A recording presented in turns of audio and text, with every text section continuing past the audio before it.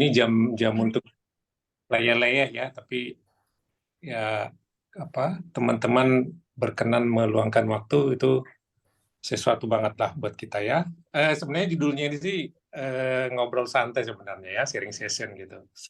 Jadi nggak usah terlalu tegang lah. Misalnya saya nanti ngobrol apa, teman-teman mau nanya dipersilahkan gitu. Tapi mungkin nanti pertanyaannya kalaupun ada, nanti akan di-pool sama Mas Yanda sebagai adminnya ya. Mungkin nanti kita selang-selingi sharingnya sama tanya jawabnya gitu. Oke, mungkin sedikit perkenalan. Kalau nama sih nama lengkapnya Maru Alsiombing ya, panggilannya Maru. Kalau pekerjaannya kebetulan saat ini saya di SKK Migas ya. Mungkin beberapa teman yang terlibat di KKKS pasti tahu lah ya SKK Migas gitu. Atau mungkin teman-teman yang hadir juga belum tahu gitu ya.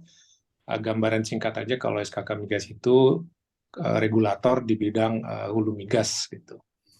Saya sebenarnya sih jabatannya aja spesialis. Kalau ilmunya mah ya sama lah kita ya sama-sama belajar gitu ya. Belum spesialis lah gitu ya. Kebetulan saya terlibat di tim di SKK itu di bagian proyek strategis nasional. Posisinya kebetulan senior analis. Kalau latar belakang pendidikan, saya mungkin termasuk orang yang nyasar kali di proyek ya, karena S1-nya itu S1-nya elektrikal sebenarnya. Elektrikal harus kuat, mungkin ada di sini elektrikal harus kuat. Terus begitu kerja yang kedua, kalau yang pertama awalnya tadinya di pabrik gitu ya, yang kedua masuk ke proyek, sampai sekarang terlibat di proyek ya mau nggak mau akhirnya improve S2-nya ngambil manajemen proyek di bawah teknik sipil, jadi agak jauh sebenarnya elektro ke sipil gitu ya. Terus kalau pengalamannya mungkin udah lebih lah 20 tahun gitu ya. Terus sedikit karena udah spesifik ke project management tadinya ya mau nggak mau ya harus ambil sertifikasi gitu ya. Kebetulan saya ada beberapa sertifikasi sama kayak Mas Yanda, PMP juga, dari Prince itu ada beberapa gitu ya. Terus kalau yang versi lokalnya mungkin yang kita ada MPU, ada IPM. Mungkin gitu, Mas Yanda, kira-kira perkenalan singkat gitu ya, latar belakang, nama, dan pekerjaan saat ini. Jadi Oke, kita mau bahas apa nih? boleh kita bahas masalah karir dulu mungkin Pak. Sebelum kita Karir lanjut, ya. sebelum kita lanjut, teman-teman yang bertanya silakan tulis di chat box ya. Nanti saya bacakan. Jadi sepanjang sesi silakan Bapak Ibu bertanya. Kalau bisa terkait hal teknis ya, jangan tanya lowongan ya. Kalau bisa. Oh iya, ini teman-teman, ini judulnya sebenarnya menarik ya. Sharing session tentang peluang dan tantangan di PSN gitu ya. Jadi mungkin biar nggak salah persepsi dulu bahwa kita bukan buka lowongan gitu ya, tapi kita mau berbagi PSN itu seperti apa sih, terus kira-kira yang ada saat ini PSN di bawah pengawasan SKK itu apa aja gitu. Mm-mm. Tapi kalaupun ada, memang terus terang kita ya siap bantu gitu ya, karena memang komunitas kita ini pun salah satunya selain sharing session ya kita juga kalau bisa saling membantu gitu. Tapi untuk discuss kita malam ini memang kita tidak spesifik berbicara tentang lowongan. Lowongan. Kalaupun nanti arahnya yang kita sharingkan ini ya memang banyak peluang-peluang di dalamnya gitu. Oke, jadi tadi Pak Yanda apa nih bicara tentang ini karir dulu ya. Karir dulu ya. Cerita Oke, awal terjun ke project management Pak. Karena sebelumnya kan kayaknya industri menarik juga ya. ya. Ya. Ya, tadi saya udah jelaskan sih kalau S1-nya kebetulan saya elektrikal ya. Mm. Elektrikal itu harus kuat. Dulu sebenarnya bayangan saya itu saya kerja di PLN, di power plant gitu ya, yang elektrikal gitulah. Dengan posisi sekarang itu sebenarnya nggak terplanning lah bahwa saya akan elektrikal ngurusin proyek gitu ya. Yang saya bayangkan tadinya di awal-awal itu proyek itu ya pasti orang sipil gitu ya. Tapi ya berjalannya waktu ya seperti biasa lah kita kalau lulus kan cari kerja gitu ya, nyari peluang yang ada gitu.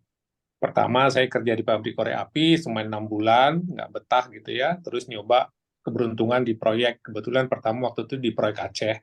Itu terus kayaknya menarik nih di proyek gitu kan. Kebetulan waktu itu udah langsung project control gitu. Jadi udah spesifik di disiplin project management gitu ya. Karena merasa menarik ya udah akhirnya pindah dari satu proyek ke proyek lain gitu. Seperti teman-teman pada umumnya lah gitu, habis kontrak pindah ke sini gitu ya. Akhirnya mau nggak mau ya membidangi project management. Jadi saya sudah melewati mungkin sama kayak Pak Pandu lah di sini ya, udah pernah di kontraktor, udah pernah di konsultan, udah pernah di project owner gitu ya, udah pernah di apa tuh verifikator gitu ya, di surveyor dulu, terus pernah juga kayak semacam PMC, project management konsultansi gitu ya, yang pada akhirnya ya menemu satu, kalau saya bilang sih saya ini sarjana yang nyasar, cuman untungnya nyasarnya enak deh. Ya, Nyasar Asari. yang enak lah ceritanya gitu ya. Saya sampai saat ini kalau eh, teman-teman yang di K3S kan pasti merasa oh kalau di kerja di SKK itu sesuatu yang kalau menurut saya sih perlu disyukuri gitu ya. Jadi ya tidak terplanning kan ya. Dulu elektrikal terus sampai saat ini jadi orang manajemen proyek. Jadi kira-kira perjalanannya gitu Mas Yanda. Udah melewati beberapa dari pernah jadi subkon, jadi mainkon, jadi konsultan, jadi regulat apa project owner, Benar. sampai saat ini ya saya bisa sebut posisinya jadi regulator gitu. Karena SKK itu kan lebih ke regulator, pembuat kebijakan. Ya.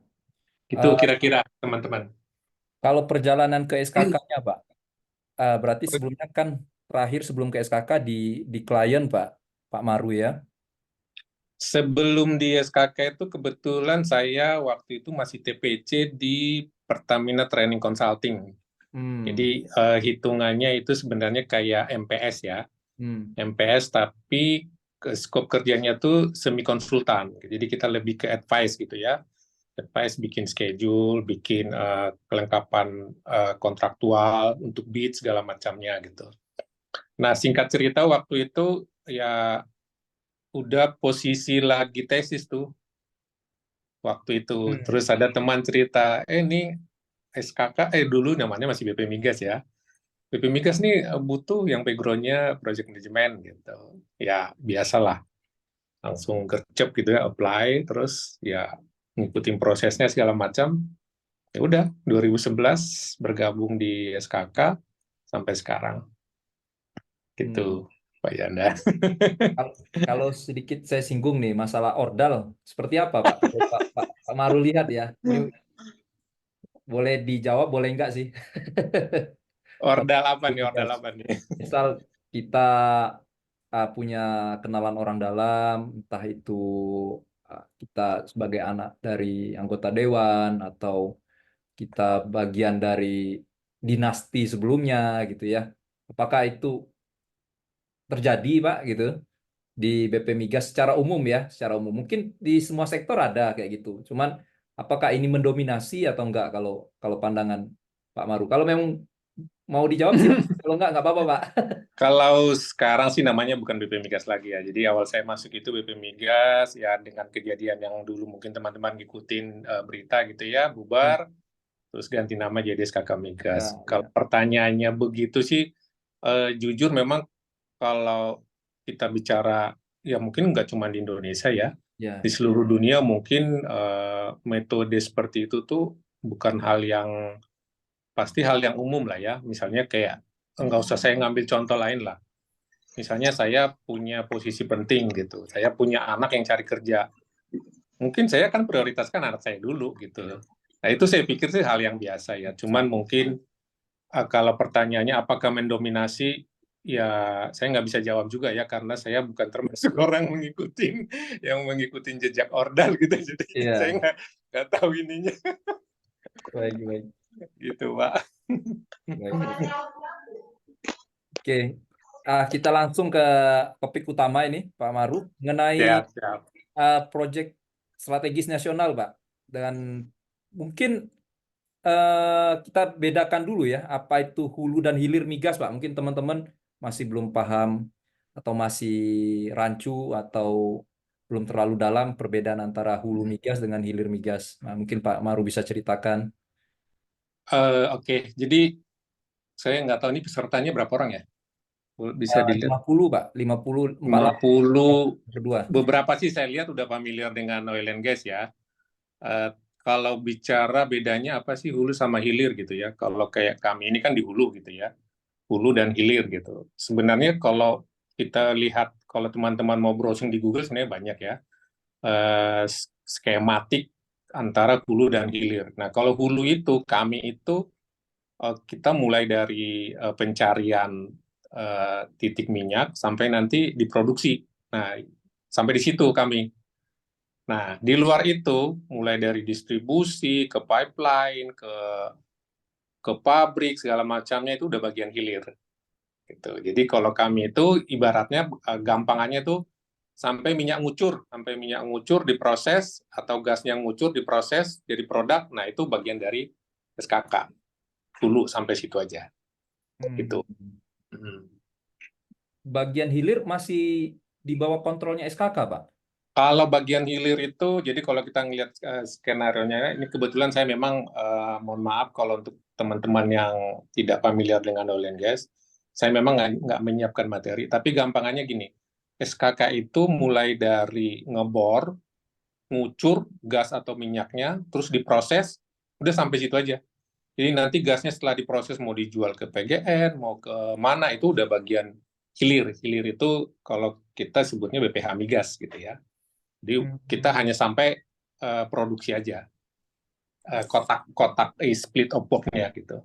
Ya, ya, baik. Nah, kan kita tadi singgung nih masalah PSN dan non PSN, Pak. Hmm.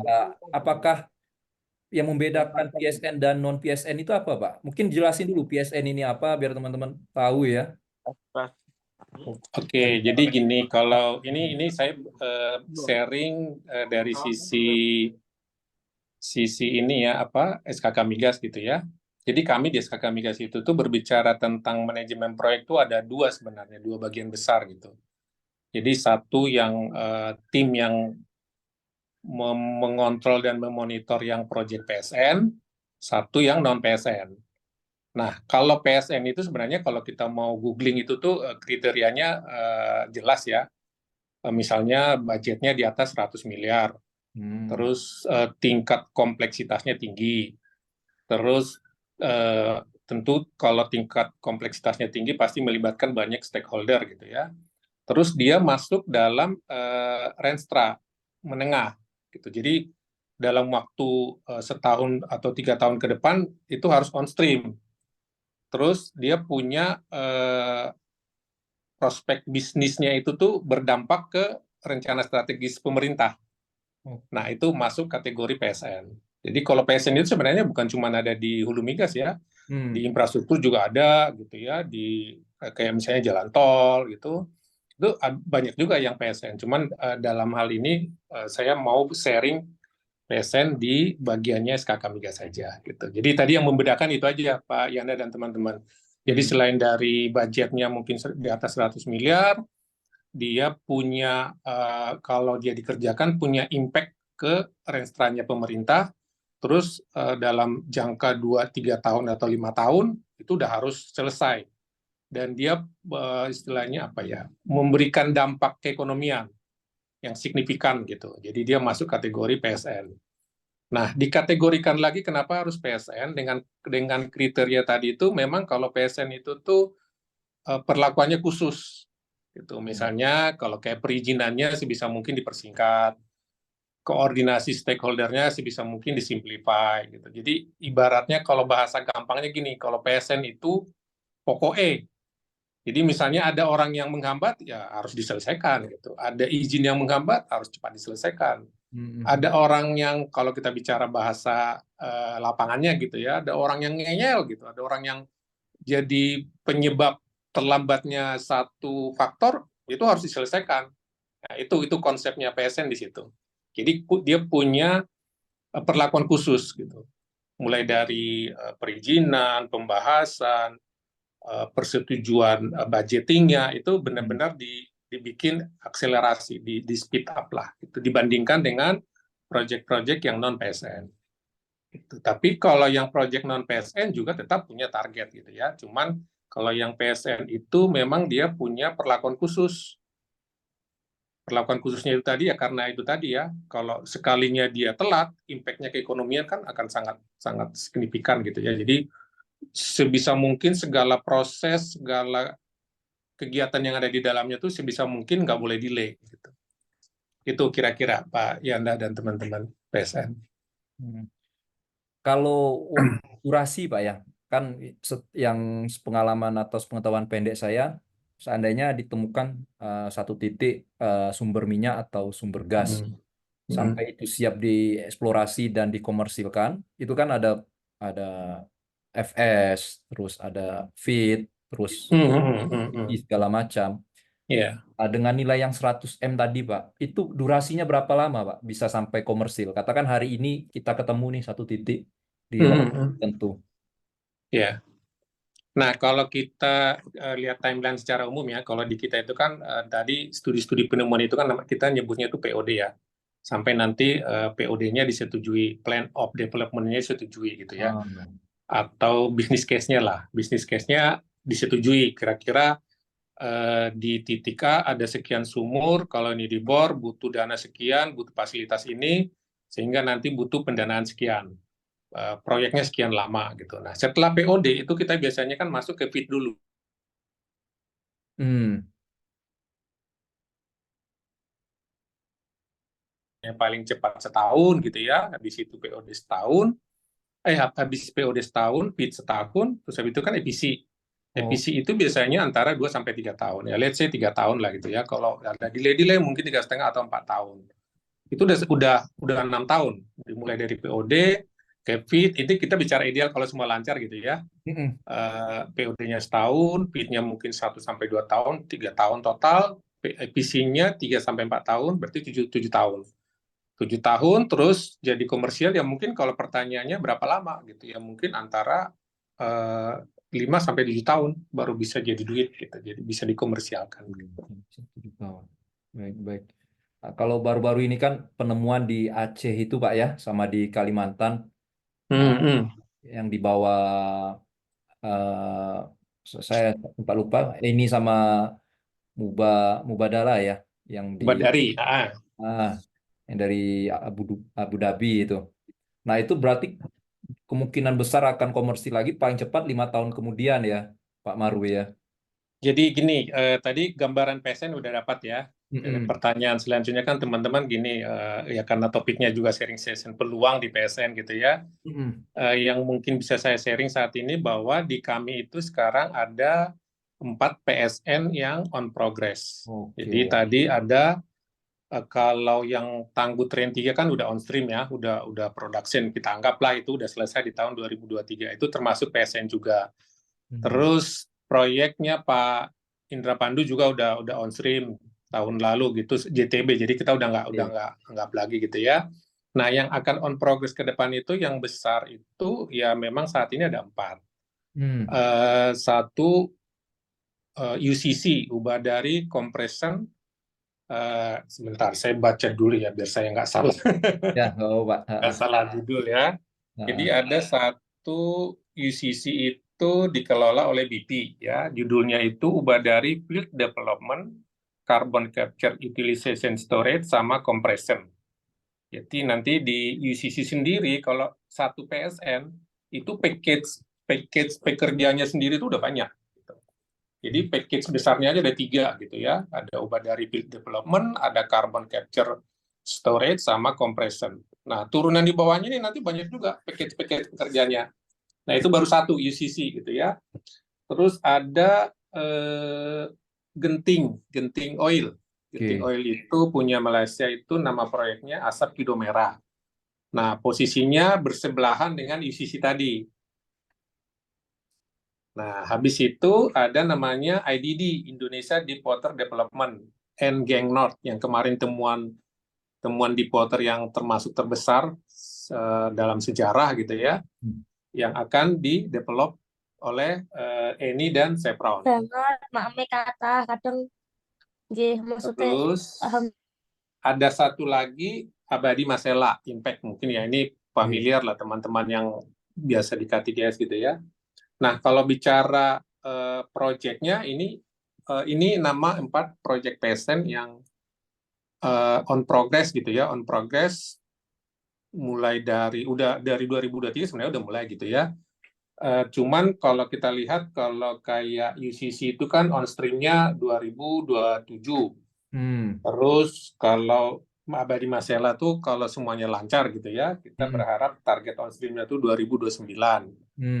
Terus kalau yang Indonesia Deep Water Development itu saat ini kan masih dalam tahap apa istilahnya pendetailan POD-nya ya. Jadi mungkin masih dalam rencana bikin 229 atau 230 gitu kira-kira.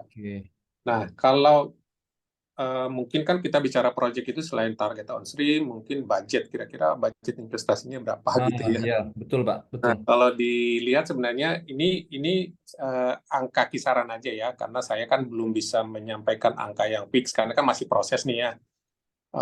Fitnya masih proses sebagian, AFE-nya masih atau budgetnya itu masih proses gitu ya.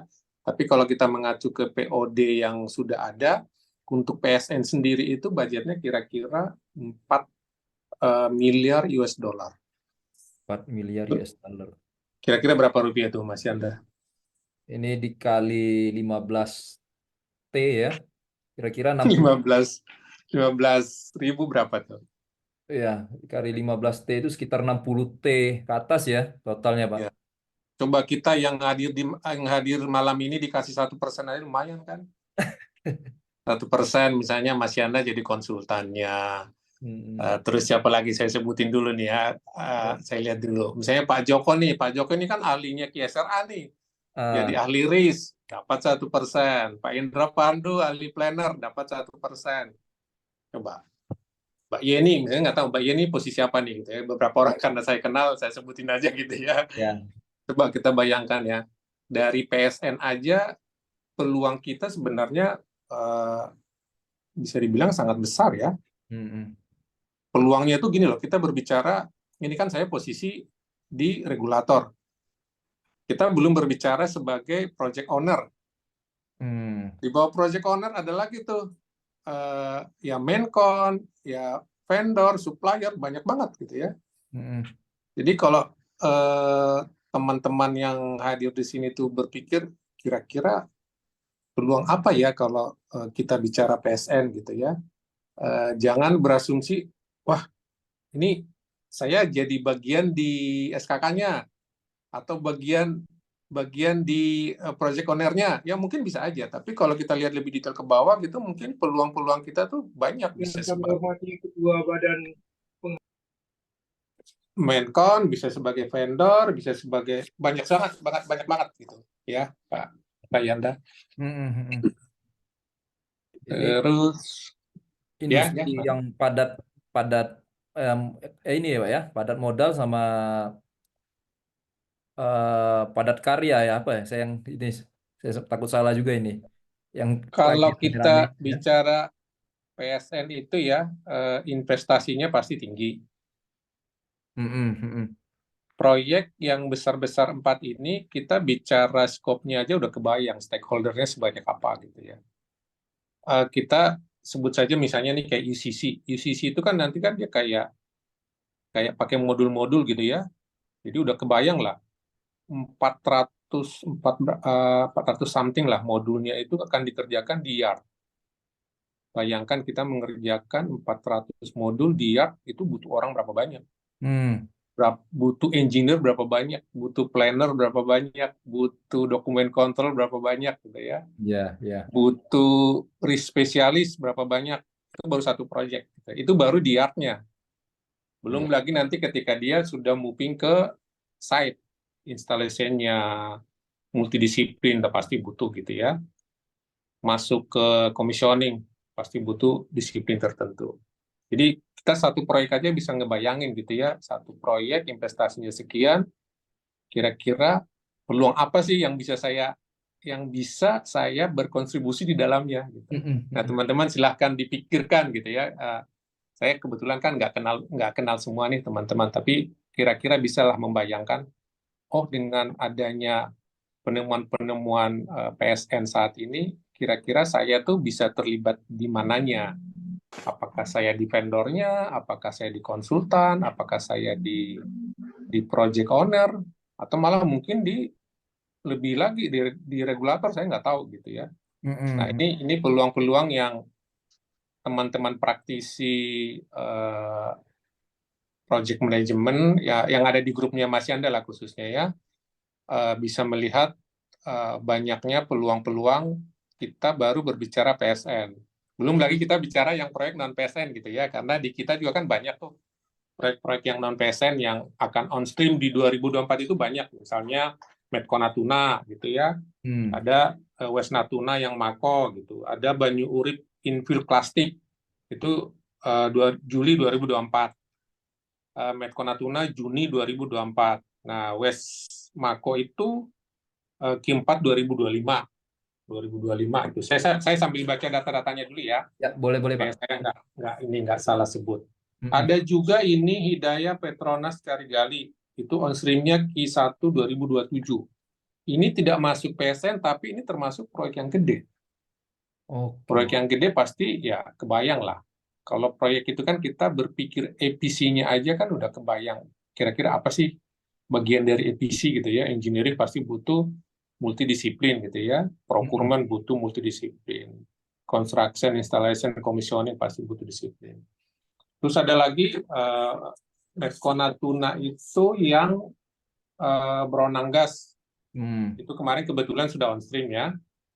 eh, yang 2023 yang on stream itu, tapi kan begitu dia on stream kan mungkin akan masih ada development kecil di dalamnya gitu ya. Jadi operation jalan, development kecilnya ada juga di dalamnya.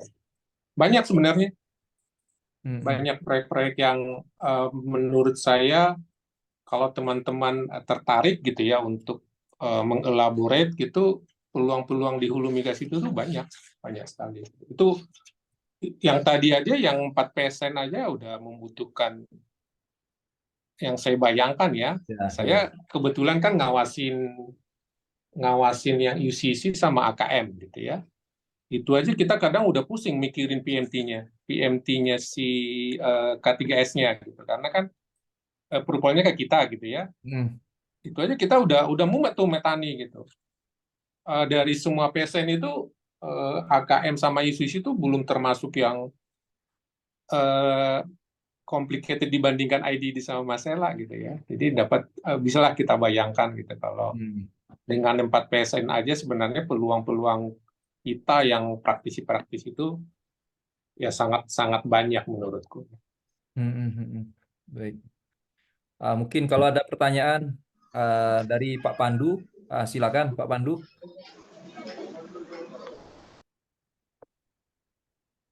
Kalau Pak Lanjut Pandu dulu. sih biasanya saya yang nanya ke dia. Sekarang gantian Lanjut nih Pak dulu. Pandu, mumpung ada session gini. Gimana gimana? Lanjut, lanjut. Oke. Ini saya dapat berita ini Pak ya. Ya. Masalah cost recovery sama profit share ya. Infonya kan mau diubah Pak ya skema dari K3S-nya. Itu menurut Pak Maru gimana ya? Apakah memang masih isu aja atau mereka? Beberapa K3S itu kan dulu memang sudah growth split. Jadi Hmm. kalau awalnya kan rezim awalnya kan cost recovery ya. Terus dengan melihat kemajuan apa istilahnya investasi gitu, ada beberapa K3S yang ngajuin growth split. Hmm. Tapi kesini-sini sepertinya malah pengen pada balik ke cost recovery. Cost recovery ya. Ya, Hmm. kalau kita sih ngelihatnya sih dua-duanya punya resiko ya. Hmm. Eh, Cost recovery ya mungkin resikonya di kita mau nggak mau harus detail gitu ya. Hmm. Tapi kalau growth split itu kita nggak detail, tapi risikonya ditransfer ke K3S-nya Yes. gitu. Jadi Oke. ada beberapa, kalau cost recovery itu kan kita harus detail gitu. Setiap tahapan itu kan butuh approval gitu ya. Mm-mm. Kalau yang gross split itu kita menyerahkan ke mereka Mm-mm. pengontrolannya gitu ya. Selama itu masuk ke keekonomian ya silakan aja gitu. Mm-mm. Tapi ke sini-sini sih kalau data yang kita update sih malah yang udah nyoba gross split itu malah pengennya balik lagi ke Balik cost lagi. recovery. Iya, lebih nyaman katanya mereka.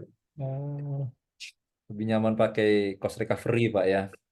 Karena kan kalau cost recovery itu kan semuanya kan apa yang akan mereka lakukan itu akan di cost rate gitu ya. Nah, kalau gross split itu kan kadang manajemen K3S itu kan lebih bisa dibilang lebih pelit gitu ya karena risikonya di mereka gitu ya. Jadi Ah, lebih lebih apa istilahnya ya? Lebih ketat lebih ketat. pengeluaran duitnya gitu. Nah, kalau Mm-mm. cost recovery kan kadang dalam tanda kutip gitu ya, ini nanti kan bisa di cost rate ke negara gitu. Ada beberapa cost yang mereka yang penting spend aja gitu. Iya, iya, iya, iya. Dia ada plus minusnya sebenarnya. Oke. Ya. Kalau ini Pak, kita singgung masalah tetangga ya, seperti Petronas.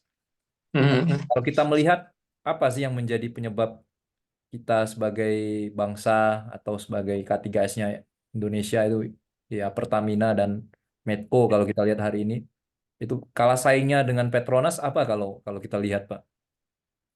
Kalau dari Pak Maru. Kalau kita bicara sumber daya dulu nih ya. Ya, Kalau ya. sumber daya sih saya pikir kita tuh nggak kalah ya. Hmm. Hmm. Kita juga punya engineer-engineer yang bagus, yang drilling, subsea, yang orang-orang konstruksi itu sebenarnya kita banyak, banyak. Cuman saya nggak tahu kalau di Petronas kayak apa gitu. Cuman kalau saya lihat mungkin di kita tuh mungkin regulasinya kepanjangan gitu loh. Jadi regulasinya tuh terlalu bertindih-tindih gitu ya. Jadi dalam mengambil satu keputusan itu tuh jadi terlalu lama. Kalau kita bicara waktu itu kan identik dengan duit gitu ya, yang Hmm. ujung-ujungnya nanti ke keekonomian gitu. Kalau semakin lama kita memutuskan sesuatu ya keputusannya lama, ya itu tadi perputaran duitnya jadi lama gitu. Kayak misalnya mengerjakan sesuatu itu ya saya nggak tahu lah mungkin ini kayak Pak Pandi kan ini alumni salah satu BUMN merah putih biru itu kan dia mungkin bisa bisa sharing lah gimana proses tanda tangan aja misalnya tanda tangan satu PO itu kan lama banget gitu ya. Jadi kita kadang habis habis di waktu gitu. Habis di waktu. Kita golden time-nya dalam memutuskan sesuatu tuh untuk bisnis itu jadi apa? Terbuang begitu saja gitu. Itu aja sih sebenarnya. Kalau sumber dayanya sih menurutku mungkin kita nggak kalah ya. Malah ya, ya. Karena kayak saya nih punya teman, dia certified di uh, certified reliability. Dia malah ngajarin Petronas loh, orang Indonesia. Hmm. Jadi kelas-kelas trainingnya CMRP itu tuh dia yang ngajarin Berjaya. Oh, oke. orang kita, orang orang Indonesia, orang Palembang. Hmm, hmm, hmm. Coba di kita sendiri malah dia nggak dipakai. Nah yang model ya mungkin yang model-model kayak gitu ya, yang kalau pertanyaannya bedanya apa? Ya mungkin bedanya ke regulasi aja sih. Jelas ya. Ya kalau sumber daya saya pikir ya kita nggak kalah lah, banyak banget kan alumni-alumni yang dari ITB aja mungkin ITB UI itu kan banyak yang bertebaran gitu. Hmm, hmm, hmm. Itu kira-kira pendapat saya, Pak Yanda. Betul, Pak. Ini ada pertanyaan dari Pak Sahril, Pak, mengenai penentuan AML untuk suatu produk yang ditentukan oleh owner. Bagaimana prosedurnya jika spek yang ada di AML tidak ada yang cocok dan ada opsi brand lain yang di luar AML yang cocok? Eh, ini contracting strategi ya. Jadi kalau AML itu kan syarat pertamanya itu harus CIPD kalau kita di SKK ya. Jadi Centralized Inventory Vendor Document. Jadi di SKK Migas itu sama di K3S ada namanya satu tool CIPD. Setiap vendor atau sub-sub vendor yang akan berkontribusi di dalam satu proyek untuk supply sesuatu di proyek di hulu migas itu dia harus lulus CIPD. Nah, begitu dia lulus CIPD kan itu secara administrasi gitu ya. Nah, nanti pertanyaannya ini kan masalah teknisnya gitu. Hmm. Kalau teknis balik lagi Pak, kalau speknya bilang misalnya A, ternyata di pasaran tidak ada, kan pasti ada opsi B gitu ya. Dan beberapa proyek yang saya tahu sih, kalau spesifikasi bilang A, ternyata di pasaran nggak ada, dan nggak masuk di AML,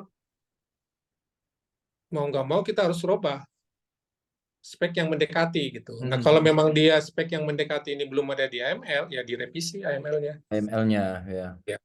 Itu Hmm. Pak Pandu pengalaman tuh berapa kali revisi AML di proyek dia. Tapi yang pasti kalau bicara sebelum masuk ke teknis AML-nya, administrasinya melewati CIPD dulu. Jadi salah satu kayak kalau kita mungkin di accounting itu SAP gitu ya, ada masuk kita codingnya masuk lah gitu. Nah kalau Hmm. di procurement itu semua vendor, semua company yang mau terlibat di dalamnya itu mau dia masuk AML atau tidak, dia harus lolos dulu di CIPD-nya. Gitu. Jadi mungkin Pak Saril ini saya nggak tahu, mungkin dia K3S atau apa gitu, ya memang harus mengikuti prosedur CIPD dulu yang pertama. Kalau nanti ternyata di AML-nya nggak ada, ya AML-nya bisa direvisi sebenarnya. Gitu. Gitu Pak Sahril, semoga menjawab ya. Ya. Maaf Pak, CIVD itu apakah semacam CBA? Kalau CBA saya malah nggak tahu. Jadi kalau CIPD itu Centralized Inventory Vendor Document. Jadi register. Kalau CBA kebetulan saya kurang familiar ya. Oh, kalau commercial bidding evaluation itu kan tahapan ya. Apa Jadi nih ya? eh, kalau CIPD itu kita kayak terregister dulu. Nah, setelah terregister nanti kita masuk di dalamnya, kita supply misalnya pipa gitu ya. Baru nanti kita ngikutin tahapan-tahapan bidding, salah satunya commercial bidding evaluation gitu. Jadi kita bisa gampangannya gini, kita bisa masuk ke tahapan CBA kalau kita sudah lolos di CIPD. Gitu kira-kira Pak Sahril. Oke. Nah, ini kita ngomong masalah birokrasi tadi Pak ya, bahwa Berat ya kalau ini birokrasi. memang berat ya. Mengenai birokrasi dan kementerian sendiri itu eh, kita tahu bahwa birokrasi, padahal PSN ini sudah dikasih jalur khusus ya Pak Maru ya, Ya. dengan harapan mempercepat pertumbuhan maupun mempercepat jalannya proyek. Eh, dari pemerintah sendiri itu atau kementerian sendiri punya target nggak Pak terkait proyek-proyek hulu migas yang selama ini arahan dari atas ke SKK Migas itu seperti apa kalau kalau boleh cerita Pak Maru? Biasanya sih gini ya, kalau menentukan target on stream itu kan biasanya dari rekomendasinya kan dari SKK ke kementerian. Nah, SKK itu rekomendasinya dari K3S atau project owner gitu. Nah, Hmm. project owner itu biasanya dapat feeding itu ya dari penawaran-penawaran yang ada di bawahnya. Nah, itu biasanya dari vendor subkon masuk ke project owner, dalam hal ini K3S. K3S nanti mengusulkan ke SKK, SKK melakukan evaluasi. Nah, itu yang disampaikan ke pemerintah gitu. Nah, Oke. biasanya pemerintah itu apa istilahnya mereview aja, misalnya on stream-nya 2027 nih. Nah, biasanya mereka tuh akan korelasikan dengan renstra mereka. Kalau misalnya mendekati, ya biasanya di-accept gitu. Tapi kalau mereka pengennya itu lebih ahead, ya biasanya sih mereka bisa nggak nih dipercepat gitu. Nah, kalau ada apa istilahnya target-target percepatan, nah disitulah ada biasanya tuh tindakan-tindakan spesial khususnya untuk PSN. Misalnya di petani tuh, kira-kira apa sih yang bikin sampai 2027?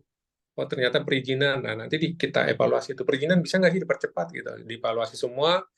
Oh ternyata semua stakeholder yang terlibat sepakat ini bisa dipercepat ke 2026. Nah itu jadi target. Gitu. Tapi biasanya kalau kita bicara usulan awal itu biasanya ya seperti itu. Jadi dari K3S-nya ngusulin ke SKK, SKK nanti menyampaikan ke kementerian. Kira-kira targetnya ini di sini. Gitu. Kalau masih bisa dipercepat, nanti dievaluasi ulang. Sesudah dievaluasi, ini tentunya kan evaluasinya bertahap ya. Jadi Hmm. K3S-nya sebenarnya udah melakukan evaluasi, masuk ke SKK kita melakukan evaluasi, kadang kita melibatkan konsultan juga gitu untuk beberapa case tertentu, apalagi untuk proyek-proyek PSN ya, hampir semua sih kita melibatkan konsultan. Hmm. Itu Tapi kira-kira.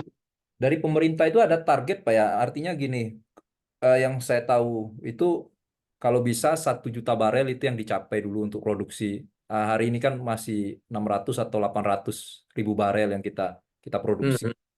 Dan memang ada target ya ke depannya bagaimana caranya biar 1 juta barel itu terpenuhi untuk kebutuhan Kalau dalam itu 3 juta. sebenarnya itu targetnya SKK itu ya.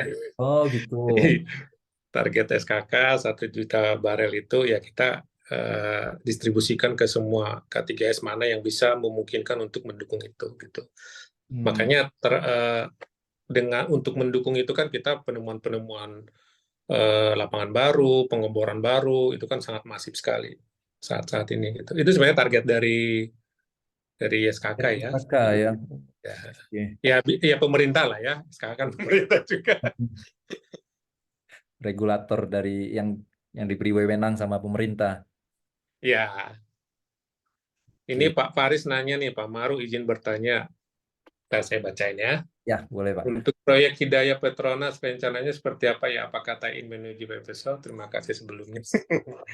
Ini Pak, saya takut salah menjawab nih Pak siapa? Pak Faris. Pak Faris, karena ini kan di bawah teman-teman manajemen proyek sebenarnya ya, yang Hidayah ini. Cuman kalau ngelihat ininya sih, kebetulan saya tidak punya skematik diagramnya. Saya cuma punya datanya di sini bahwa dia akan launching 2027. Jadi kalau saat ini sih masih finalisasi summary value engineering ya, sama fit-nya itu masih 50%. Itu nanti skenario-nya dia mau di-tie-in ke FSO atau gimana, mungkin nanti saya verifikasi dulu ke teman-teman MPP. Takut saya salah menjawab nanti. Iya, betul. Betul, betul. Ini Pak Rahmat, Pak Yanda, Pak Maru, untuk company asing yang masuk eksplorasi Indonesia, adakah ketentuan yang mengatur berapa persen tenaga ahli luar? Ini tergantung case by case sih Pak Rahmat. Kalau biasanya ya kita ngambil case lah, misalnya yang masih pakai TKA gitu ya, kayak BP gitu. Kalau kayak Exxon itu kan bisa dibilang udah hampir nggak ada lah TKA-nya ya. Setelah operation gitu mungkin 1-2 lah, itu pun yang spesialis untuk orang proses gitu. Nah kalau project dan operation kita ambil contoh misalnya BP gitu. Seberapa banyak sih aturan TKA yang boleh gitu? Sebenarnya sih nggak ada aturan sih Pak yang mengatur numbernya gitu harus sekian persen nggak. Tapi biasanya itu kan kita atur di RPTK. Jadi RPTK, RPTKA. Jadi rencana tenaga kerja asing dan tenaga kerja yang non asingnya. Nah itu kita bahas satu persatu gitu. Jadi kalau ternyata dalam pembahasan kita untuk ilmu-ilmu tertentu, untuk pekerjaan tertentu memang butuh banyak tenaga luar, ya mau nggak mau kita sih nggak bisa nolak gitu. Jadi, tapi kalau untuk case-case misalnya yang pekerjaannya di Indonesia sudah banyak gitu ya, kita pasti proses diskusi kita kan mengarahkan kita pakai tenaga lokal aja gitu. Tapi kalau untuk yang posisi-posisi yang spesial, misalnya proses engineer gitu ya, atau misalnya dia tahu tentang license gitu, ya mau nggak mau memang masih pakai tenaga sana gitu. Misalnya ada juga di BP itu untuk IT yang cyber security. Padahal di Indonesia sih menurutku kan cyber security yang canggih-canggih kan banyak gitu ya. Tapi ya mereka punya regulasi tertentu harus pakai orang sana ya kita harus terima gitu. Jadi kalau pertanyaannya ada nggak yang mengatur berapa persen? Nggak ada sih sebenarnya Pak. Jadi kita case by case, kita akan going to detail, bahas satu persatu kira-kira posisi yang boleh mana, yang nggak boleh yang mana gitu. Kayak kasusnya dulu proyeknya Pak Pandu gitu ya, ya proyeknya di Indonesia, pabrikasinya banyak di Indonesia, proyeknya di Tanah Jawa gitu ya, teknologinya nggak ribet-ribet banget gitu. ketika ditawarkan ada beberapa TKA, ya kita ya discuss, debat gitu, yang pada akhirnya time tertentu ya nggak perlu gitu. Mungkin di awal-awal perlu gitu ya, tapi mungkin di tahun-tahun setelah ini ya kita perlu gitu. Itu kira-kira Pak Rahmat. Ya, mungkin ada pertanyaan lagi, monggo dari Bapak Ibu sekalian. Oke, ini kembali saya nanya ini kalau nggak ada yang nanya ya, Bapak ya. Nah, kalau untuk ini Pak, carbon capture ya, Pak Maru, apakah ini ke depannya semua akan dipaksa ke sana? Jadi setidaknya kan ini potensi ya, sebenarnya potensi untuk ilmu yang harus kita dalami biar mampu kompetitif ke depannya. Nah, gimana kalau menurut Pak Maru dari regulator, selaku regulator? Kalau kebijakannya sih arahnya ke sana gitu ya. Cuman Hmm. kalau kita lihat juga kan ada beberapa list yang akan di development yang carbon capture itu kan ada, bentar saya lihat ya, ada beberapa lah gitu ya. Kalau yang saat ini sih yang pilot project di kita ya UCC itu yang punya BP gitu. IP. Nah, cuman kalau kebijakan fiskal ke apa finance itu sepertinya nanti arahnya akan ke sana. Berarti ini orang-orang proses harus mulai punya ilmu itu ya. Eh, yang saya tahu sih kebetulan kami juga yang tim saya termasuk saya juga kan lagi nyari-nyari juga nih yang expert CCUS yang kalau dapat info sih orang-orang kita juga yang ada di Norway gitu Oke. Baik-baik. lagi belajar juga gitu. Lagi belajar dari sisi legalitasnya, teknikalnya, komersialnya gitu. Tapi kalau proyeknya sendiri yang pilot di kita ya ini nih UCC. Makanya judulnya kan ubah dari carbon capture utilization. Ini perdana Pak ya, BP ya. Maksudnya BP pertama nih, kali proyek ini ya.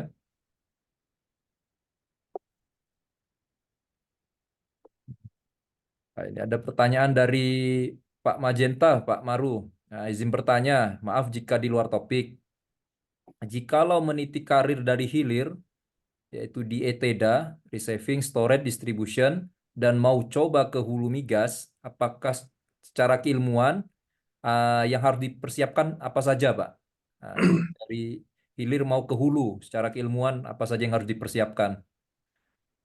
eh, secara keilmuan tahan banting aja udah. Hmm. Kalau ilmu kan learning by doing ya. Hmm. Kayak saya nih elektrikal gitu kan. Sekarang ngurusin sipil, ngurusin pondasi gitu ya, ngurusin mekanikal, ngurusin vessel gitu ya. Ya, jadi apa yang harus dipersiapkan sih menurut saya ya banyak belajar aja, banyak belajar gitu. Jadi jangan ini pengalaman mungkin ya. Ada banyak case-case saya temuin ya di hulu khususnya di proyek gitu ya.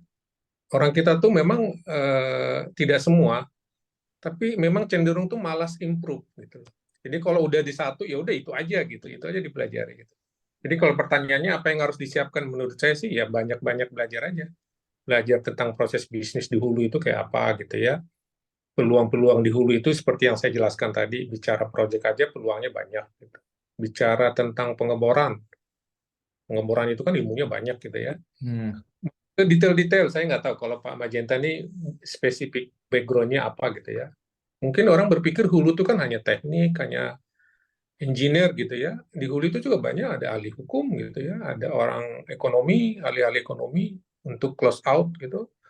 Ada orang-orang yang risk, yang spesifik risk. Jadi banyak sebenarnya yang harus dipelajari itu menurut saya ya banyak belajar. Apa yang mau dipelajari, jadi pelajari semua. Ya, Itu kira-kira Pak Magenta. luas ya, Pak Maru ya. Ya, Nah, dulu kalau ini saya cerita aja, kalau dulu mungkin waktu sebelum kuliah itu kan mikirnya yang kalau mau ke minyak ya harus jadi petroleum engineer. Padahal setelah lulus ternyata mau ke migas itu semua engineer bisa dari banyak. electrical, mechanical, sipil. Ya, nggak hanya terkungkung di petroleum engineer aja kan. Ya, sama kayak saya dulu berpikir kan lulus elektro itu ya kerjanya di PLN, pembangkit ya. Biarpun apa kerja praktek sama skripsinya di Caltech zaman itu tuh nggak kepikiran bahwa saya elektrikal tuh bisa bagian di dalamnya gitu. Karena berpikir kalau oil and gas itu ya teknik minyak, Ya. kimia itu aja gitu. Ternyata ya multidisiplin sebenarnya. Bahkan orang IT gitu ya, orang finance, bahkan orang yang cuman modal bahasa Inggris pun bisa berkarir di oil and gas gitu. Oke, ini Pak Magenta. Background saya teknik mesin, Pak. Oke. Nah, apalagi teknik mesin, banyak yang perlu dipelajari. Jadi Iya. teknik mesin itu gini, pengalaman saya nih ya, yang jarang kita dapat dengan background teknik mesin itu adalah rotating engineer. Saya nggak tahu kenapa susah. Apa ilmunya susah, apa memang yang rotating engineer-nya pada pindah ke luar negeri, saya nggak tahu. Karena saat ini kita lagi kebetulan butuh kayak semacam SME gitu ya, SME untuk multidisiplin. Kita nyari kandidat untuk yang rotating itu nggak ada. Nah ini peluang juga buat Pak Magenta gitu ya, background-nya mekanikal, mungkin spesifik mendalami rotating engineer gitu. Dan sangat langka sekali saya ketemu banyak kan statik ya, banyak kan kalau statik itu banyak, kalau rotating itu kita jarang dapat. Jarang ya. Kalau Ya. package, Pak, package engineer, Kalau package ini itu udah lebih advance ya. Biasanya package itu dia tahu rotating, tahu statik, tapi dia nggak dalam. Kayak kita project manajemen lah gitu ya. Ya. Nggak dalam tapi tahu semua, tahu bikin report, tahu bikin planner, tahu itu project control lah gitu. Kalau Ya, package itu, betul dia betul. lebih real sih kalau package. Follow up-nya harus kenceng ya kalau package ya. Ya, jadi kalau peluangnya dalamin aja rotating kalau saran saya sih ya. Baik. Ini Tahril saya bacakan dulu ya. Mohon Ya. izin bertanya. Proyek revisi sudah berjalan, ternyata ada temuan perubahan fit karena temuan ada problem setelah DED. Namun secara hitungan estimasi banyak ini ini kasus yang terjadi di beberapa proyek ini agak ribet sebenarnya kalaupun harus di accept gitu ya, ada change di tengah berjalannya proyek dan itu tidak mudah. Tapi apakah itu bisa? Bisa. Tapi prosesnya akan panjang gitu. Sekarang mau melakukan ya atau tidak itu kembali ke ininya aja, pro cons-nya aja, Pak. Jadi biasanya kalau di kita itu kan kalau ada perubahan yang signifikan di tengah berjalannya proyek, ya mau nggak mau kita harus melakukan analisa yang detail, pro cons-nya apa gitu.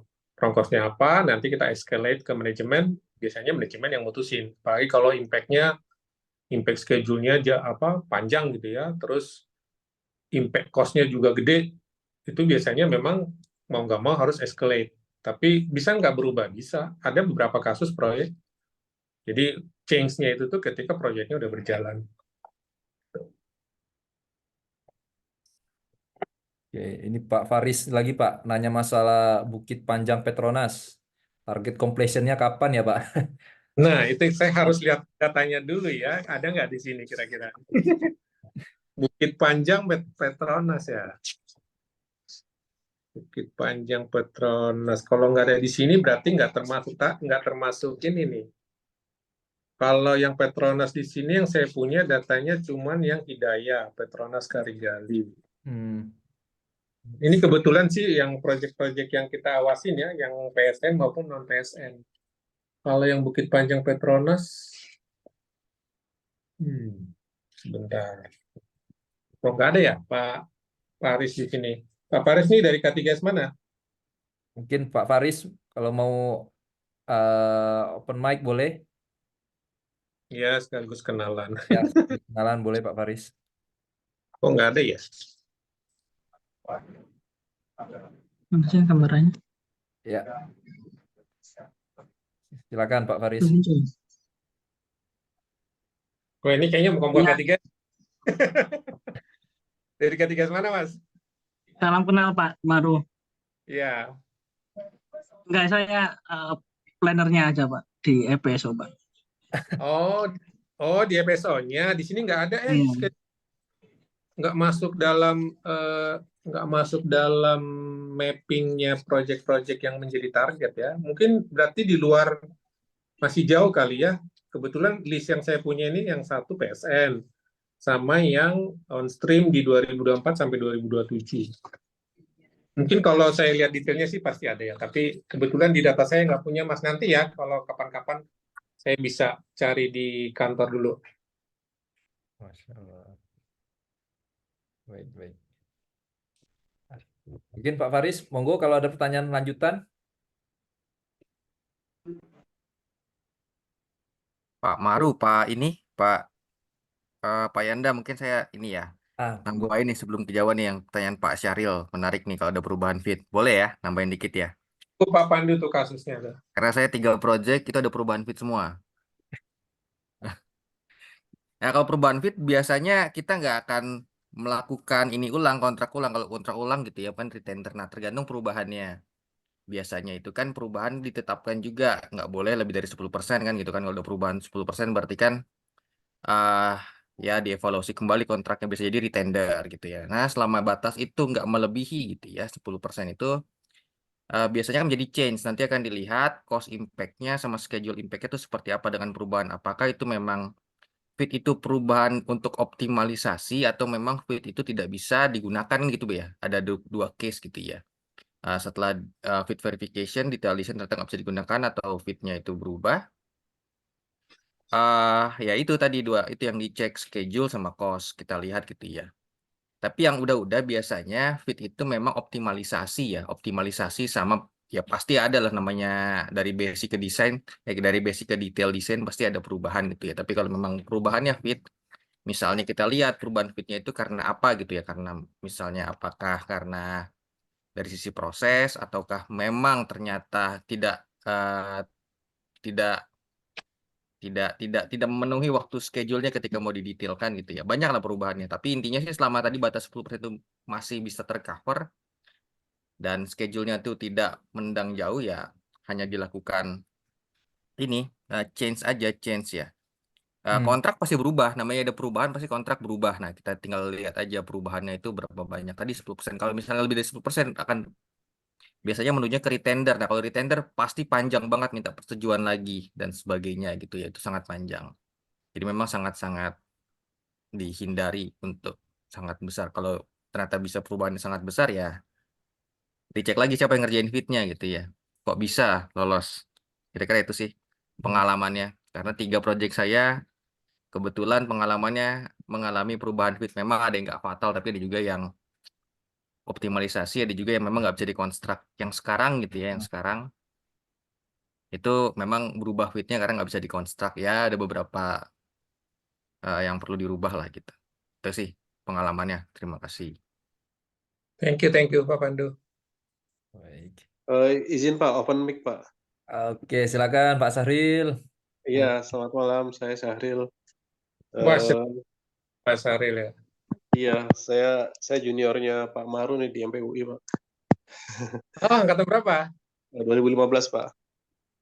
2015. Saya senior lah sampean. Saya kan 2000. Iya benar sudah.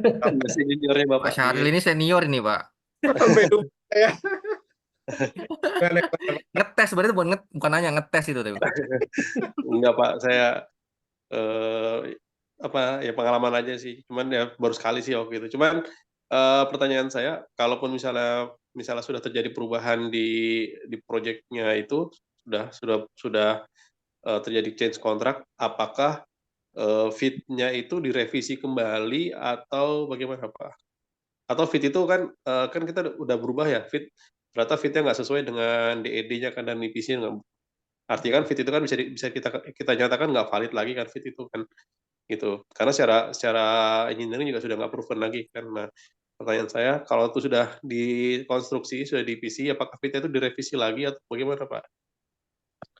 Kalau menurut saya ya, kasus-kasus di kita tuh ada yang fit-nya itu banyak perubahan, tapi bukan berarti tidak valid. Saya belum pernah ada case misalnya, oh benar-benar nggak valid, fit-nya nggak dipakai gitu. Tapi yang ada itu biasanya yang banyakkan bahwa banyak di fit itu tuh tidak teridentify ketika kontrak, oh ternyata ini nggak ada gitu. Ya itu biasanya kita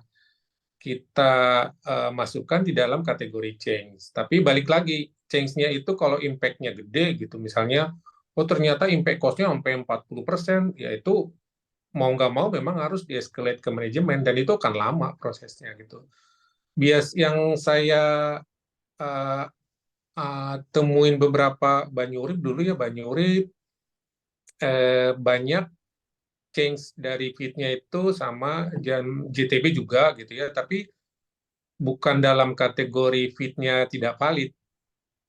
Jadi fit-nya tetap dipakai, tapi ada improvement. Nah, improvement itu yang kita masuk kategori change. Gitu. Dan so far kemarin-kemarin itu memang masih di bawah 10%. Tuh, kalau misalnya dia ekstrim gitu ya, change-nya impact-nya sampai 15%, ya itu karena project sudah jalan, ya mau nggak mau memang harus di-escalate ke manajemen. Karena kalau project batal nggak mungkin sih sebenarnya.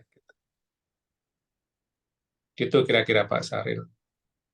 Tambahin mungkin Pak Maru, kalau Ya. fit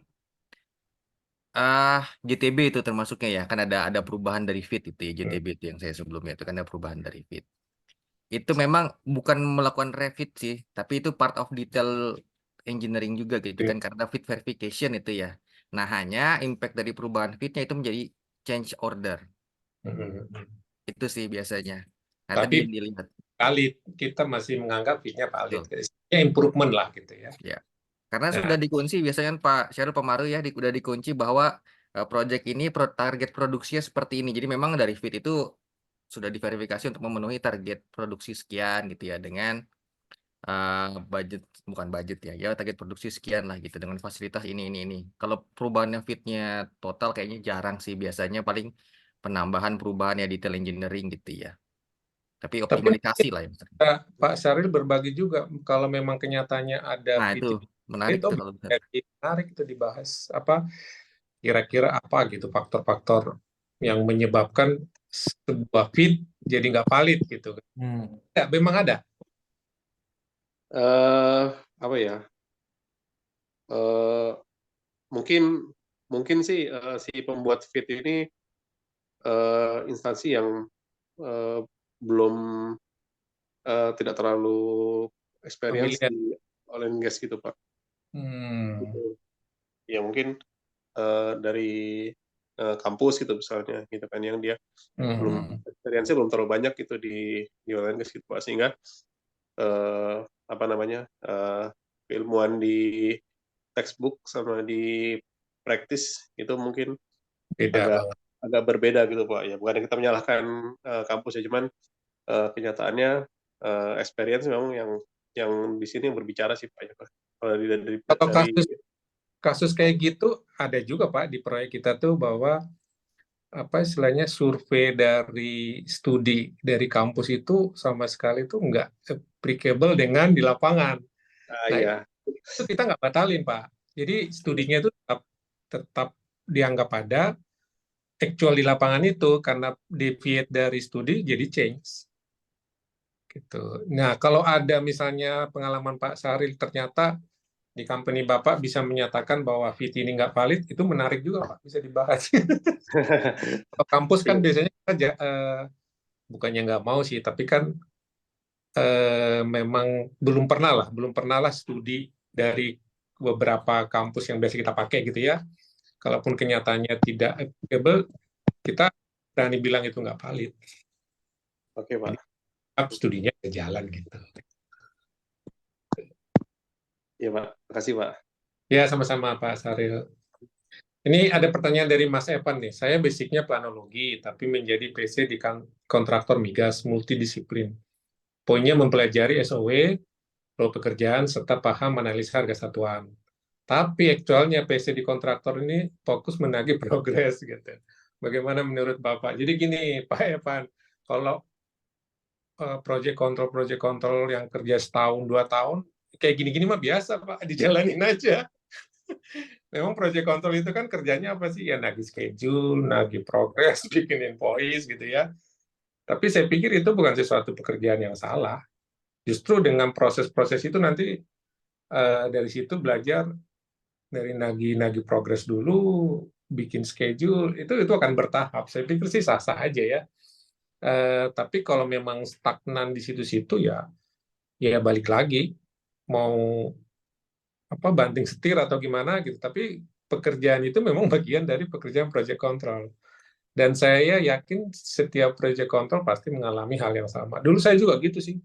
Awal-awal kerja di Krakatau Engineering gitu ya, project control ya kerjanya gitu, ngitung progres, bikin kelengkapan invoice, terus nagih ke klien, terus update-update schedule, terus ke lapangan, udah gitu-gitu aja sampai setahun 2 tahun gitu. Tapi ya lama-lama setelah dijalani, ternyata jadi project control itu ya pekerjaan yang menantang sih buat saya, menurutku ya. Jadi saya pikir sih nggak apa-apa, jalanin aja. Memang nagih-nagih progres itu ya tugasnya PC. Orang-orang engineer tuh nggak mungkin mau disuruh bikin gitu kan. Gitu Pak Evan. Ya, Pak Evan ini kayaknya masih muda nih, masih idealis. Mungkin Pak Pandu bisa cerita juga tuh sampai jadi operator drone ya, Pak Pandu ya. Pak Andi itu semua dikerjain. Sama lah kayak zaman kita Ya. baru bangun di PC itu kan, yang ngambil dokumentasi, ya ini semua. Ya satu Mungkin proses ya. sih. Namanya Monggo, mungkin ini. Ya, silakan Pak Maru. Sorry, nggak sorry. mau ngomong. Ya ini kayaknya Mas Yanda, saya, Pak Maru itu mengalami hal yang sama lah ya. Pasti kalau project control awal-awal seperti itu gitu. Tapi gini sih, yang apalagi multi kontrak EPC kontraktor migas gitu ya. Ini ilmunya banyak. Kalau misalnya Pak Evan memang tertarik di dunia migas gitu ya. Kebetulan di kontraktor tuh banyak dokumen yang bisa diakses. Jujur waktu saya belajar awal-awal memang sama kayak gitu, tapi mungkin karena saya ingin tahunya itu kadang-kadang suka berlebih ya. Jadi kadang-kadang saya buka tuh dokumen proses. Mumpung ada orang proses tanya, ini kayak gimana sih proses flow diagramnya gitu ya. Sesekali ikut meeting engineering gitu misalnya, atau meeting commissioning, atau meeting tentang inilah keteknikannya project gitu ya, proses flow-nya seperti apa. Ikut aja. Jadi mom nggak masalah, itu yang saya lakukan. Bahkan saya lebih pernah jadi mom. Meeting apapun saya jadi momnya gitu kan. Jadi mom engineer lah gitu. Jadi buat momnya. Itu ilmunya banyak. Beneran, serius. Ilmunya banyak. ah Memang nggak kerasa gitu ya. Dulu saya seperti itu.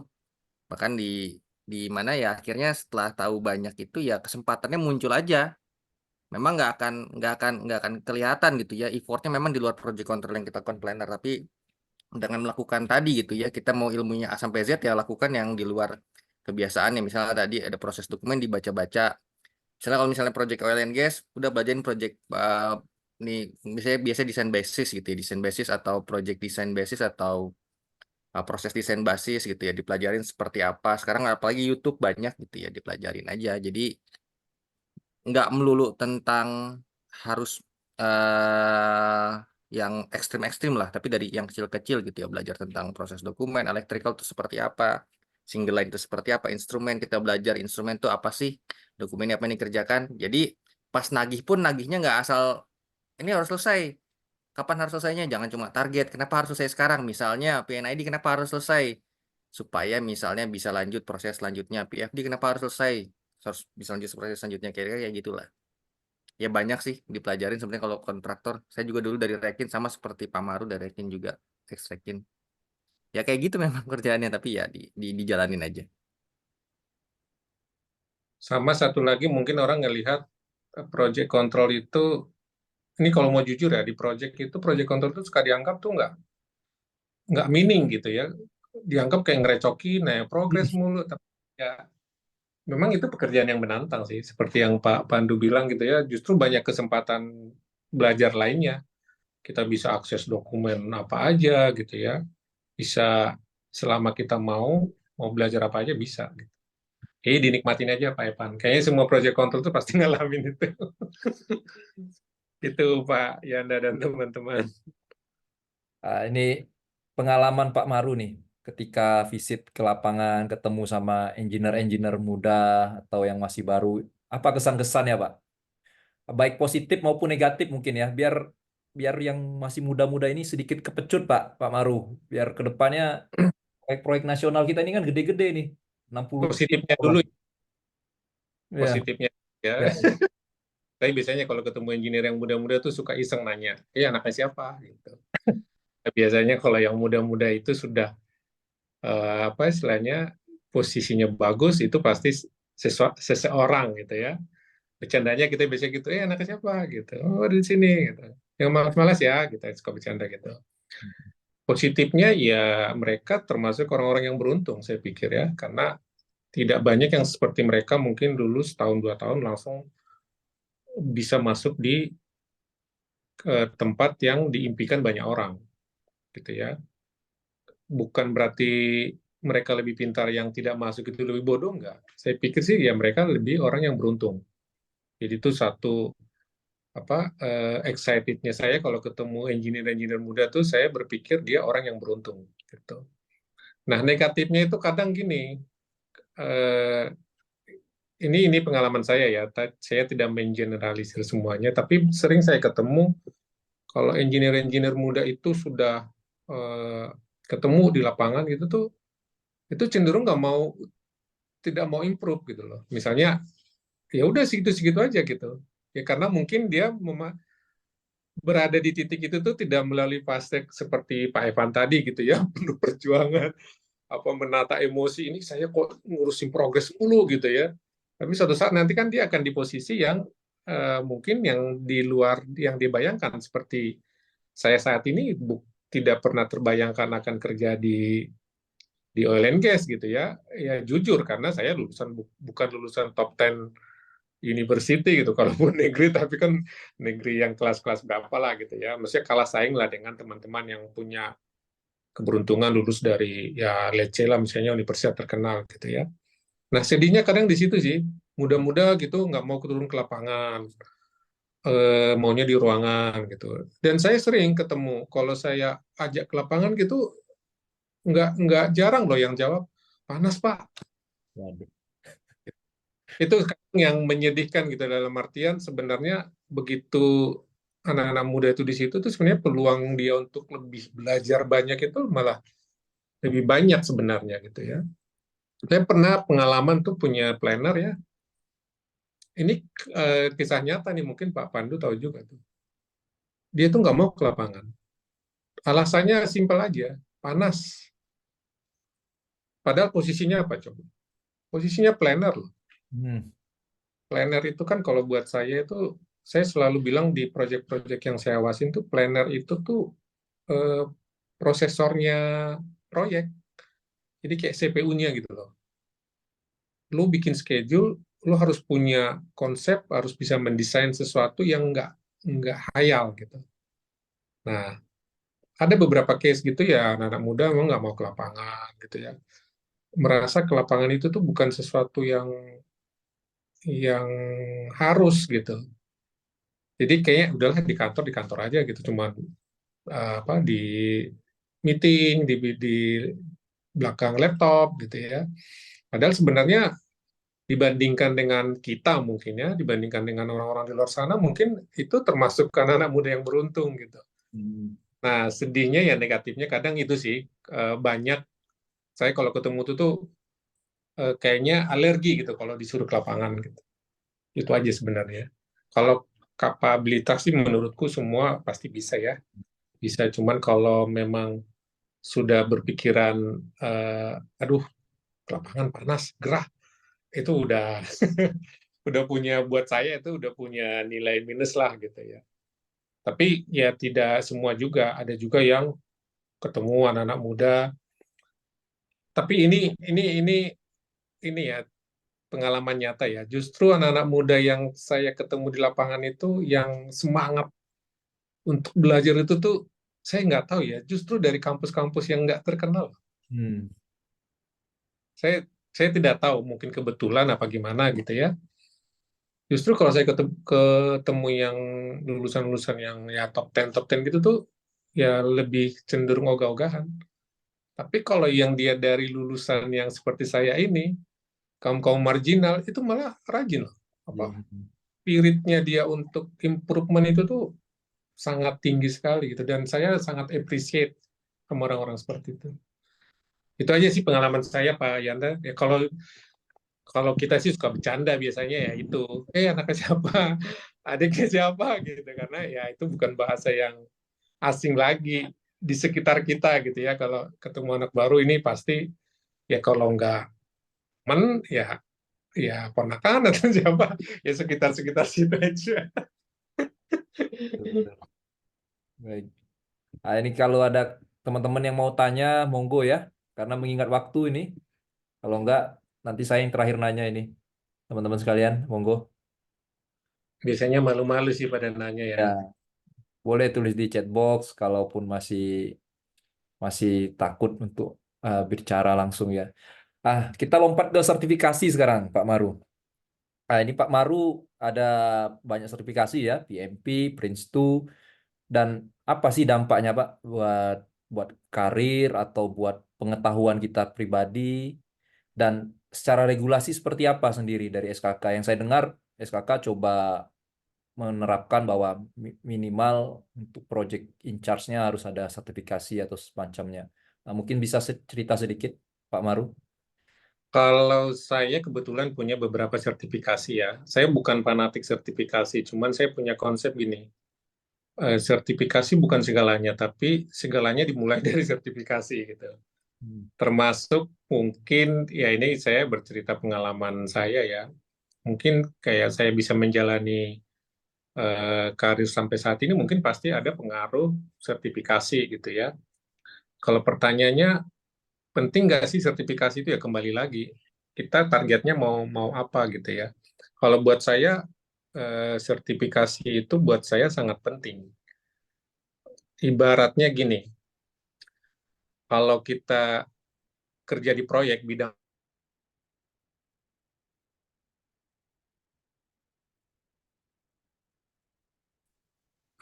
nyetirnya jago tapi nggak punya SIM.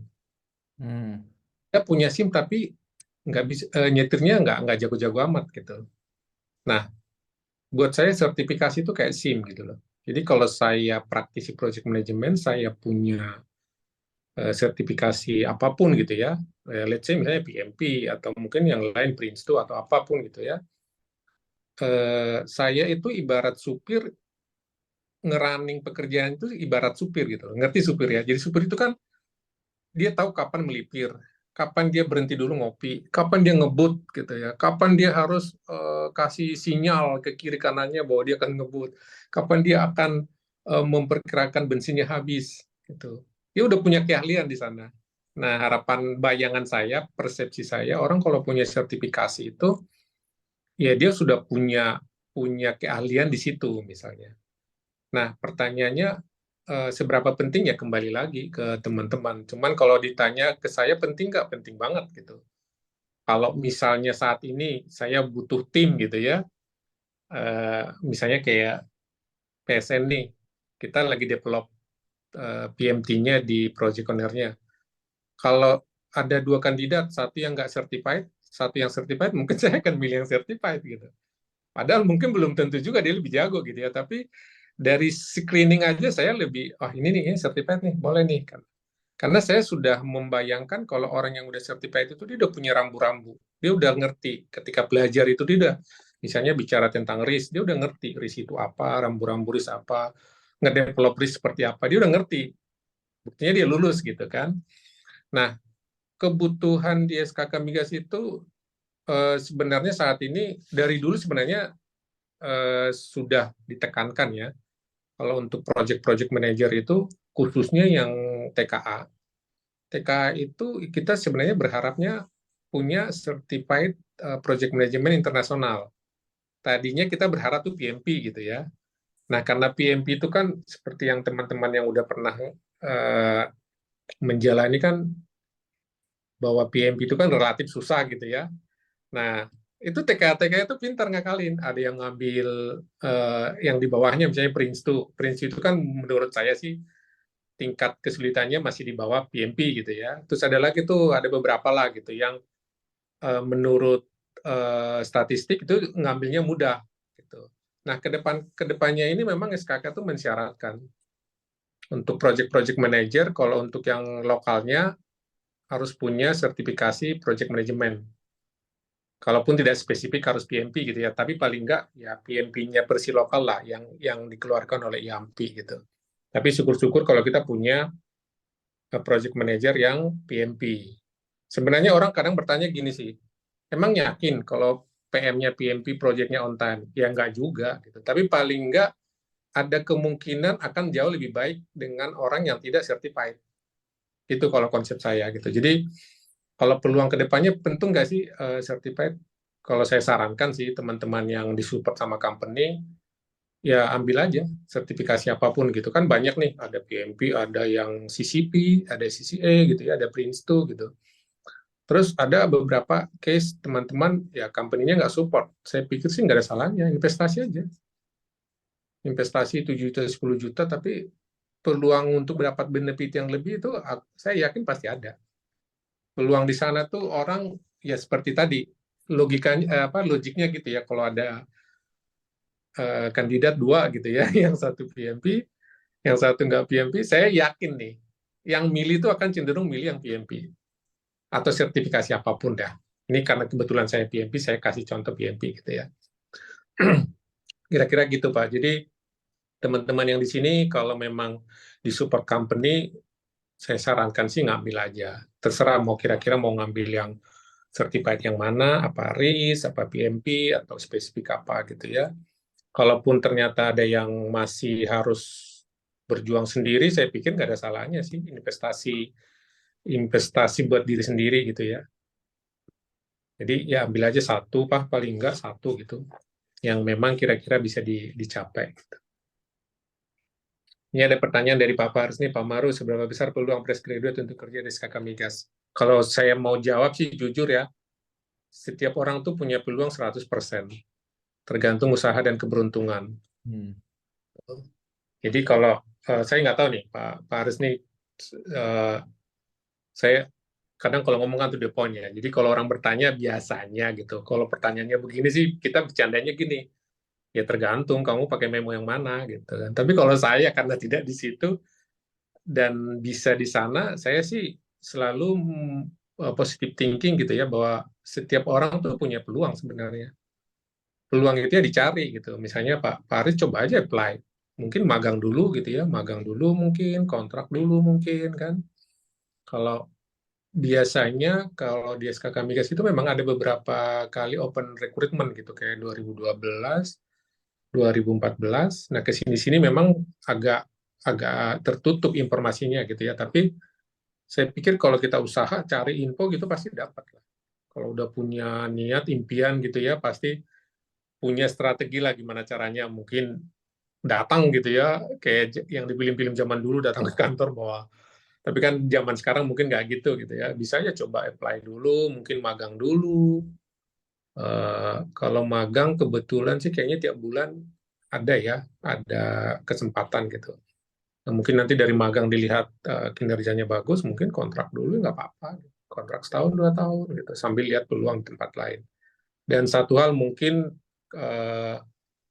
kalau kita kerja sih mungkin tidak boleh membatasi hanya SKK Migas gitu ya, karena buat saya sih, kalaupun saya berkarir saat ini di SKK Migas, buat saya sampaikan ke teman-teman bahwa SKK Migas itu bukan segalanya sih. Di luar sana menurut saya banyak juga peluang-peluang yang bagus. Kalau malah saya sarankan kalau teman-teman yang baru lulus ya, kalau pengen dapat ilmunya, saya tidak sarankan ke SKK Migas malah. Kalau perlu ke kontraktor dulu, kerja di kontraktor, masuk K3, disitulah ilmu yang sebenarnya. Gitu. Dapat ilmu banyak di sana nanti. Kalau di kita mungkin ya karena namanya pengawas gitu ya, bukan doer gitu ya. Nah kalau benar-benar mau cari ilmu, justru malah saya sarankan tuh biasanya di konsultan fit, di kontraktor, di vendor-vendor, itu ilmunya sangat banyak sekali.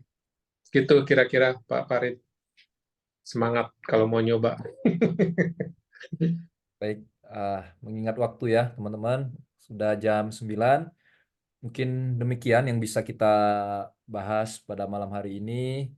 Sudah 1,5 jam. Terakhir dari Pak Maru buat engineer-engineer kita yang di Indonesia, Pak ya. Ke depannya, terus persiapannya atau saran-sarannya boleh sebelum kita tutup, Pak Maru. kalau boleh saran sih, engineer Indonesia itu sebenarnya tidak kalah dibandingkan engineer luar. Makanya saya kalau discuss dengan teman-teman K3 ketika mereka ngusulin apa TKA gitu ya, saya tuh paling paling semangat gitu menyuarakan bahwa untuk posisi tertentu kita tuh punya banyak sebenarnya. Engineer-engineer itu bagus gitu ya. Cuman ya satu hal untuk teman-teman mungkin yang di sini yang hadir di sini mungkin ada yang udah senior gitu ya, ya dinikmati aja kerjanya, eh, diperbanyak sharing session ke junior-junior, generasi yang muda-muda gitu ya. Kalau yang masih muda-muda sih saran saya ya banyak belajar. Saran saya untuk semua sih tetap ya kalau bisa kita dikasih kesempatan, ambillah sertifikasi, apapun sertifikasinya. Yang menurut saya itu sangat sangat menunjang untuk kita mendapat peluang yang lebih baik kalau memang kita masih dalam tahap pencarian gitu ya. Kalau ada yang dibayarin kantor ya jangan disia-siakan, dimanfaatkan gitu. Kalau memang kantor nggak bayar ya apa-apa lah kita investasi dikit-dikit, ngambil-ngambil sertifikasi. Terus banyak belajar, banyak banyak circle lah ya, banyak banyak jaringan gitu. Kayak ini komunitasnya Pak Yanda ini menurut saya ini bagus sekali nih. Ngumpulin awalnya bikin grup kecil gitu ya di apa Prodigi ya. Prodigi di LinkedIn, terus nanti saling kenal, tukar informasi. Terus saya pikir apa jaringan tuh sangat sangat bermanfaat sekali lah untuk kita membangun karir. Mungkin itu aja Mas Yanda dan teman-teman semuanya. Baik, terima kasih banyak Pak Maru untuk sesi pada malam hari ini.